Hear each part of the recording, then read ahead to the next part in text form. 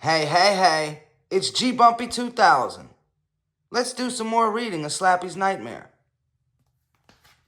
Picking up where we left off, we're going to start with Chapter 3. The boy lumbered onto the stage. He was a big, chunky kid with short blonde hair and a round pink face. He wore a blue pocket t-shirt that came down almost to the knees of his baggy khakis. "What's your name?" Jimmy asked him, pushing the microphone into the boy's pink face. "Freddie," he replied. "Freddie, say hi to Slappy," Jimmy said cheerfully. "Have you ever dived into a plate of spaghetti?" Slappy asked, leaning close until his face was nearly against Freddie's. Freddie laughed nervously. "Huh? Spaghetti? Why would I dive into spaghetti?" "Because you look like a fat meatball to me," Slappy rasped.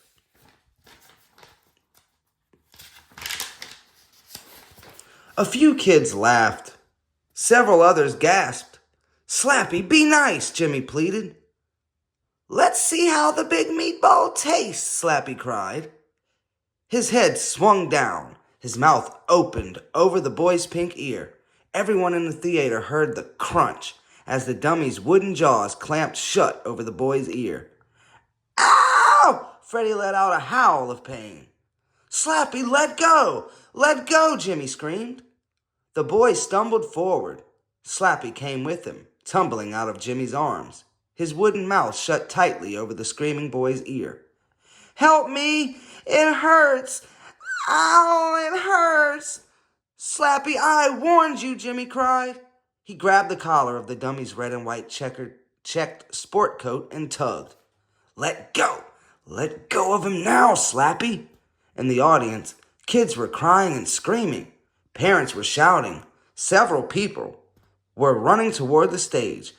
"Ah, get him off!" Freddie howled in pain, his face bright red now. He slapped his hands at the dummy, trying to shove him away. "Slappy, please," Jimmy begged helplessly. Kids were on their feet now. Chairs squeaked and scraped. The thud of footsteps echoed off the walls as kids hurried to the theater exits. "Ow!" Freddie howled in agony. Finally, Slappy's red-painted mouth slid open. Freddie dropped to the stage floor. Slappy tossed his head back, his blue eyes darting wildly. He opened his mouth, and a shrill siren wail poured out, louder than any fire or ambulance siren.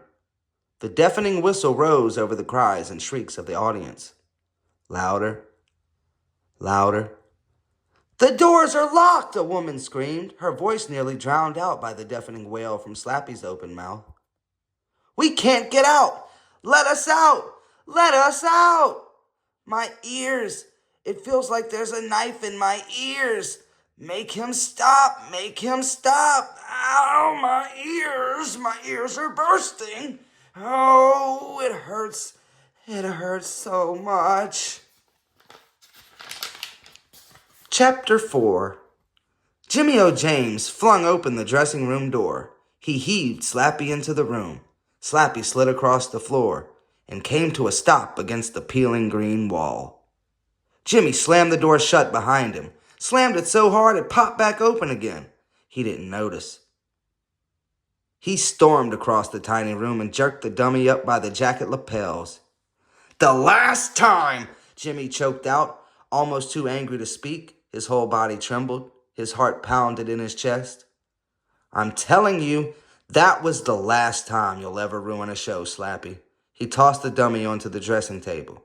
Slappy's head clonked against the tarnished mirror. He cackled. "Ruin a show, Jimmy? Are you crazy? After today, you'll be famous." Jimmy sighed. "I'll never work again. You destroyed my career, Slappy. I'm ruined. Ruined. Are you pleased with yourself? Are you happy now?" Slappy crossed his legs. "You've got to get some fresh air, Jimmy," he said cheerfully. "You look terrible." "Shut your face," Jimmy shrieked. He took a deep breath and held it.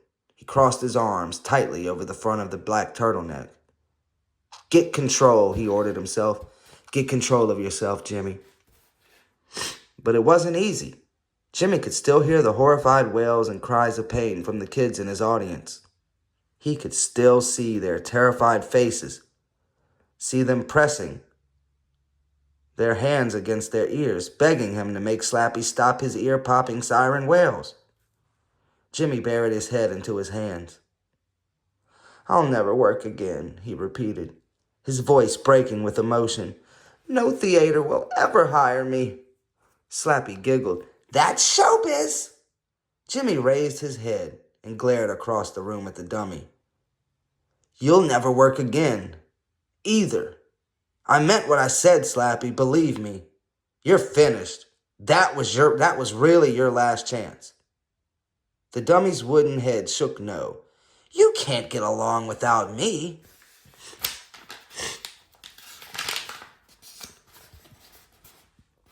Jimmy's eyes flashed angrily. Oh, really? Without me, you don't have an act, Slappy insisted. Without me, you don't have anything.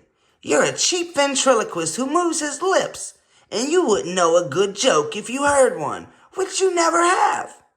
Slappy hopped off the dressing room table. His shiny black shoes landed with a hard thud on the floor. You're lame, he told Jimmy. You're lame in every way, but look what I've done for you. Tomorrow, you'll be in every newspaper in the country. Listen to me, Jimmy started. You need me, Jimmy, old boy, Slappy continued. How else could a geek like you get in all the newspapers? So, we made a few brats scream and cry. So, we burst a few eardrums. Big deal. You'll be famous. No, Jimmy shouted, breathing hard. No, no more. You're finished, Slappy. Here, look at this. I'll show you why you're finished. Slappy opened his wooden lips to say something, but he stopped and stared in silence as Jimmy pulled a long crate from the dressing room closet. This is why you're finished, Jimmy said, struggling to pry off the lid of the crate. This is why I'll never need you again. Slappy shuffled a step closer. His cold blue eyes gazed down at the crate. Jimmy pulled off the lid and tossed it aside. Go ahead. Take a good look, he instructed the dummy. Slappy stared into the crate. A startled squeak escaped Slappy's throat. No, he cried. No, I don't believe it.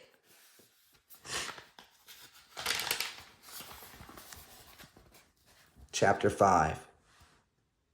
Slappy stared down in amazement at the dummy stretched out in the crate. There was no mistaking it. The dummy was his identical twin. Slappy bent down. Lost my spot. My bad. Slappy bent down and touched his wooden face. He peered into the dummy's eyes. Cold blue eyes like his. He turned the dummy's head from side to side. He grabbed the dummy's wrist and lifted its lifeless arm. Then he let it drop back into the box. Where'd you get this piece of junk? He demanded finally. Jimmy O. James carefully picked up the new dummy. His name is Wally. I found him in a magic store. Handsome dude, Slappy joked. Jimmy didn't laugh. Does he look familiar, Slappy? He was made by the same evil toy maker who built you. Don't say evil, Slappy snapped. Evil, Jimmy repeated. The toy maker that made you was an evil sorcerer. No other way to describe him. He built you out of coffin wood, and I've been coughing ever since, Slappy declared. He opened his mouth in a high, shrill laugh. Jimmy's expression remained solemn. I'm not joking, he said quietly. Maybe Wally is an early model of you. Who cares? Slappy cried angrily, kicking the side of the crate with his heavy black shoe. You can't even use him in your act, Jimmy. He doesn't have my winning personality. But he comes with something very interesting, Jimmy replied. Something that is going to improve my life and end yours. Whoop-de-doo, Slappy muttered sarcastically, but his eyes darted nervously from side to side, and he took a step back as Jimmy placed the new dummy carefully in the box. Then Jimmy unlatched a little door at the bottom of the crate and pulled out a stack of wrinkled yellow papers. "You've got your lunch wrapped up in that?" Slappy joked. Jimmy ignored him. He shuffled through the pages. Then he raised his eyes to Slappy. "These are instructions," he said, "written by the toy maker himself." Slappy stared at the pages in Jimmy's hand and didn't reply. "These are instructions," Jimmy continued, "on how to control the evil magic that went into your body. These pages tell me how to bring this other dummy to life and how to put you to sleep forever." Slappy's mouth dropped open. The painted grin on his face appeared to fade. His eyes clicked open wide. Slappy tilted his head, staring first at Jimmy, then down at his twin in the crate. "Say goodbye, Slappy," Jimmy said coldly. That's enough for this time. Next time we'll do a couple more chapters. Thanks for reading with me. Goodbye.